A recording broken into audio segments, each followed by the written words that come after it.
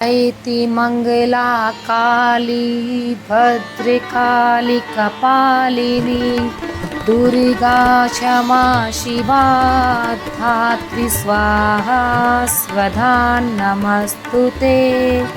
जय माँ कालरात्रि। रक्त है करती पान, नवरात्रि के 7वें दिन सारे करते ध्यान।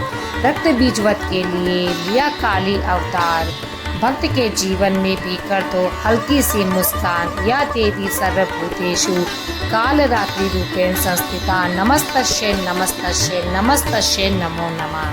प्रिय भक्तों, आज अश्विन मास के शुक्ल पक्ष की सप्तमी तिथि है और आज का दिन भूमंडल की अधिष्ठात्री देवी माँ कालरात्रि को समर्पित है। तो आज मैं आपको सुनाने जा रही हूँ माँ कालरात्रि की बड़ी ही दुर्लभ कथा। तो आप सभी भक्तजन इन कथाओं को बड़ी श्रद्धा और प्रसन्नता मन से सुनिएगा। पौराणिक कथाओं के अनुसार शुंभ और निशुंभ और रक्तबीज नामक 3 दुष्ट दैत्य थे। इन तीनों ने मिलकर तीनों लोकों में हाहाकार मचा दिया। समस्त प्राणियों और देवताओं के सामने जीवन संकट उत्पन्न हो गया था।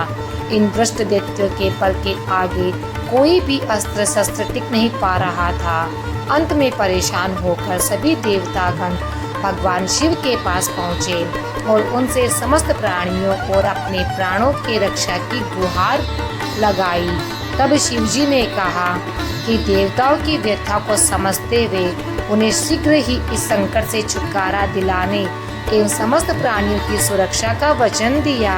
शिव शंकर जी को पता था कि इन दैत्यों का संहार माता पार्वती ही कर सकती है। इसके बाद भगवान शिव ने माता पार्वती से कहा, हे देवी, आप आदि शक्ति जगत जननी जगदम्बई है। आपके तेज का सामना तीनों लोक में कोई नहीं कर सकता।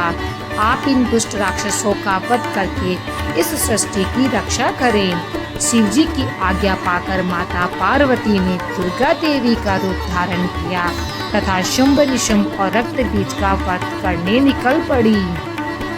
मगर उन दानवों को समाप्त करने में एक विकराल समस्या थी।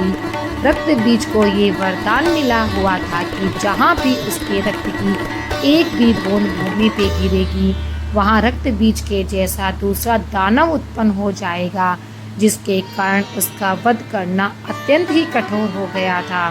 माँ दुर्गा ने दानवों की सेना का संहार करना प्रारंभ कर दिया और भीषण युद्ध हो रहा था। ऐसा लग रहा था जैसे पृथ्वी रक्त से लाल हो जाएगी। माँ दुर्गा अपने सिंह पर सवार होकर दानवों के खेमे में प्रलय मचा रही थी। उनका रुद्र रूप देखकर दानव भय से कांप रहे थे। चारों तरफ रक्त और लाशों का अंबर लग चुका था। सभी दानव गाल में समा गए, मगर असल कार्य तो रक्त बीज का वध करना था। अब देखिए, माता दुर्गा जब भी रक्त बीज पर प्रहार करती तो हंसने लगता और जहाँ पर भी धरती पर उसका रक्त गिरता, सैकड़ों रक्त बीज पुनः उठकर माता से युद्ध करने लगते।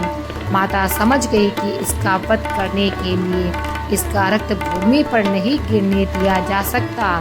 आदि शक्ति माता दुर्गा ने उसी क्षण अपने तेज से माता कालरात्रि को उत्पन्न किया और जैसे ही माँ दुर्गा ने रक्त बीज का सर काटा, कालरात्रि ने उसका रक्त नीचे गिरने से पहले ही अपने मुंह में भर लिया और दूसरा रक्त बीज उत्पन्न ही नहीं हो सका।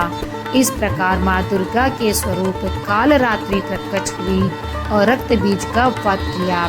तभी से माता कालरात्रि देवी के 7वें स्वरूप के रूप में स्थापित की गई।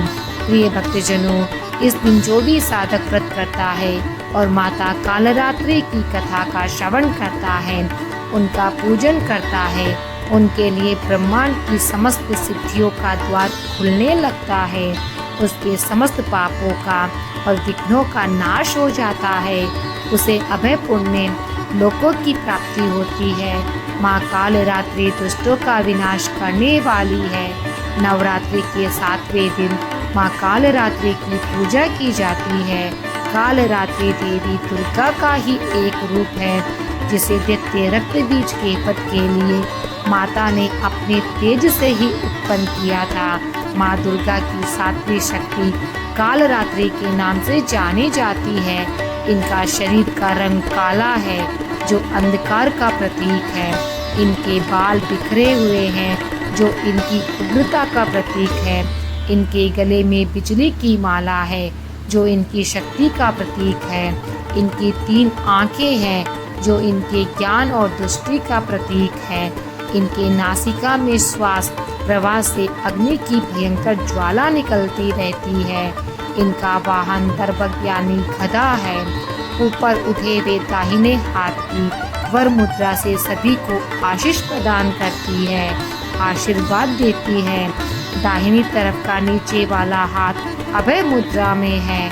बाएं तरफ के ऊपर वाले हाथ में लोहे का कांटा तथा नीचे वाले हाथ में खड़ग और कटार है। माँ कालरात्रि का स्वरूप देखने में अत्यंत ही भयानक प्रतीत होता है, लेकिन ये सदैव शुभ फल देने वाला होता है। इसी कारण इनका नाम शुभकरी भी है।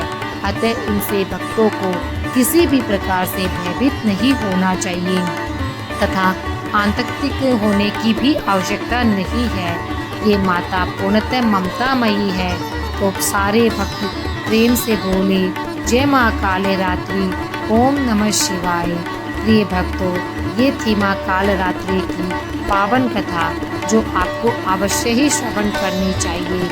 यदि आपको कथा पसंद आई तो चैनल को सब्सक्राइब करना बिल्कुल भी ना भूलें।